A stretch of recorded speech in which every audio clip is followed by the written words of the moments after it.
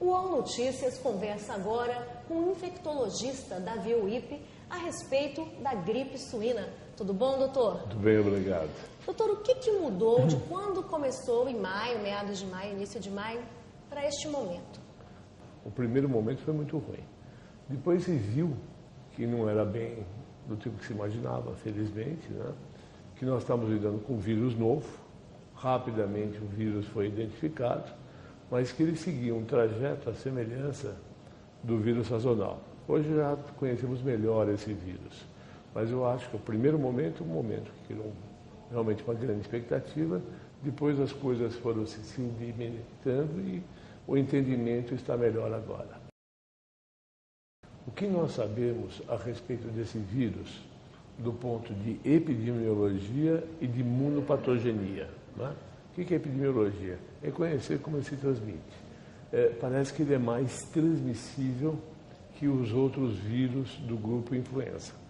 Mais que eu me refiro à sua velocidade de transmissão.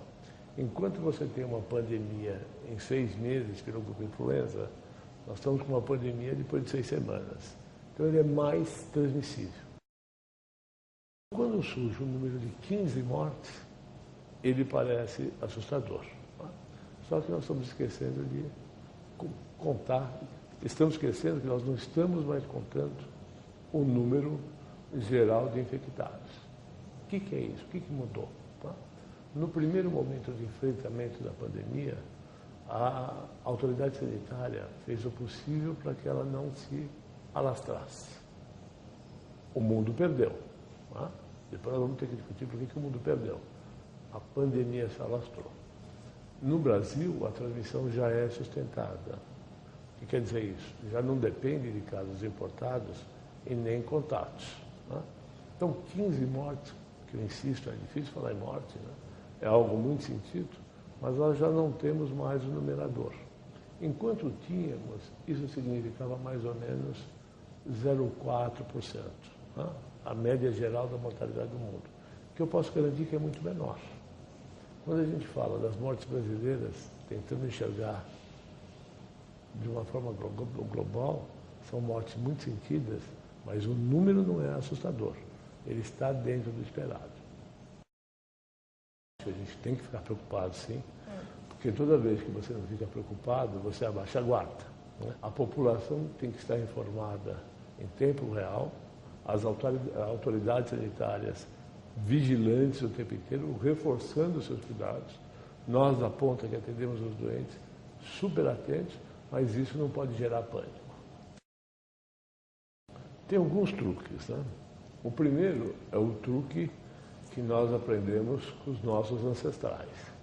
Você está gripada, você tem que ficar em casa. Não é? Por quê? Primeiro porque você precisa repousar, depois você precisa se alimentar bem, dormir bem, ser bem hidratado. Esse é o primeiro conhecimento. Em consequência, você vai diminuir a transmissibilidade. O segundo fato são bons hábitos de educação. Lavar as mãos frequentemente.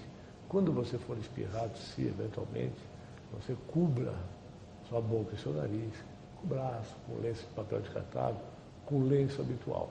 São boas normas. E, se possível, evitar aglomeramentos. Não tenho a menor dúvida disso. Não? Tanto porque parece ser um vírus mais difusível, como pelo fato de, a partir do momento que nós estamos no período de inverno e sabendo que há uma transmissão sustentada, vai aumentar o número de casos. Hoje o exame, ele perdeu a função que ele tinha, que era de diagnóstico. Hoje o exame tem como funções a vigilância epidemiológica em situações especiais, a monitorização da resistência do vírus aos antivirais disponíveis e, fundamentalmente, para nós descobrirmos se há uma modificação genética ao longo dos tempos. Isso pode acontecer, para pior ou para melhor. Esse vírus pode ficar mais invasivo e mais resistente. Como ele simplesmente pode desaparecer. O que vai acontecer, se vai haver a segunda onda ou não, quando, como, mais grave, menos grave, nenhum de nós sabe. O Brasil está mostrando que sim. Tá? Tem mostrado uma vigilância sanitária muito ativa, uma possibilidade de diagnóstico competente, tá? E também de tratamento. Até só a gente olhar os números.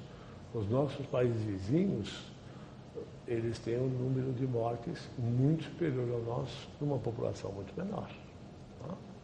Se você olhar o quadro de lideranças de letalidade, o primeiro país é a Argentina, em números percentuais. Em números absolutos, o primeiro Estados Unidos, e depois a Argentina e depois o México. Então, você nota que o Brasil tem 15 mortes absolutamente indesejáveis, mas perto do que vem acontecendo. Né? E, comparando, eu acho que o Brasil está mostrando que tem um bom sistema. Aí as pessoas me falam, bom, e se isso sair de controle? Se sair de controle no Brasil, vai sair de controle nos melhores e mais desenvolvidos países do mundo. Eu acho que nós estamos preparados à semelhança dos países mais qualificados em saúde. Extremos de idade, crianças e adultos com mais de 60 anos de idade, pacientes com doenças crônicas, e eu incluo obesidade mórbida. Alguns dos brasileiros que morreram como comorbidade à obesidade mórbida. Nos Estados Unidos, agora foi publicado um trabalho na Califórnia, que a obesidade mórbida é a quarta causa de agravamento da doença da gripe, com 13% dos casos. Gravidez, doentes crônicos, especialmente o pulmonar crônico, que é o bronquítico, o asmático, esse tem que procurar antes. E os pacientes imunodeprimidos, que são os transplantados, os pacientes oncológicos em tratamentos, os pacientes com AIDS descompensados. Então, você tem claramente uma população que deve estar mais atenta e que o serviço de saúde mais atento. Teve uma gripinha, como sempre você teve, e você fica em casa. A tua febre desceu 1, 2 dias e voltou a subir. Procura o médico. Provavelmente está se instalando um processo de complicação bacteriana. Uma pneumonia, uma otite, uma sinusite. A tua febre não baixou. Procura o médico que tem coisa errada.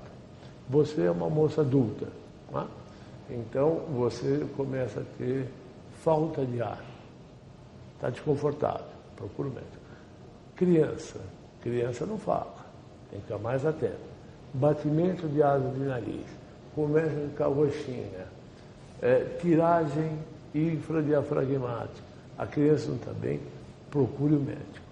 Na dúvida, procure o médico. Cabe ao médico, do posto de saúde, da unidade básica, do programa da família, até o médico da UTI, fazer e se responsabilizar pelos diagnósticos e pelas condutas.